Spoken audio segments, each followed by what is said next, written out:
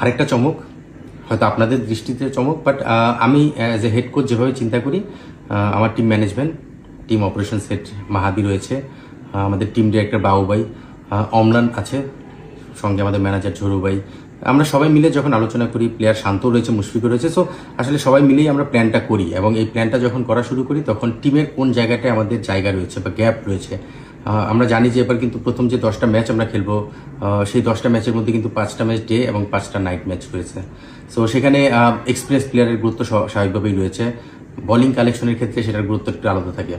লামিচানে আমার মনে হয় যে এই নামটা সবার কাছেই খুব পরিচিত। অনেকেই আপনারা বলেছেন যে লামিচানিকে নেওয়ার বিষয়টা আমাদের ব্যাক অফ মাইন্ডে ছিল।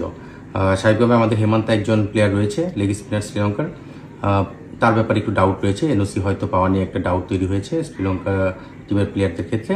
তো সেক্ষেত্রে হেমন্তার বিষয়টা আমরা হয়তো বা এখনো কনফার্ম না। স্বাভাবিকভাবেই লামিচানে মাত্রই এনপিএল শেষ করলো, এনপিএলে হাইস্ট উইকেট টেকার, 9 ম্যাচে 17 উইকেট, ইকোনমিটাও যথেষ্ট ঈর্ষণীয়। তো সব কিছু মিলে এই ধরনের একজন লেগ স্পিনার আমাদের দরকার ছিল। তো লামিচানেকে আমরা ইনক্লুড করতে পেরেছি, এটা আমাদের মনে হয় টিমের ব্যালেন্সের জন্য চমৎকার একটা ব্যাপার।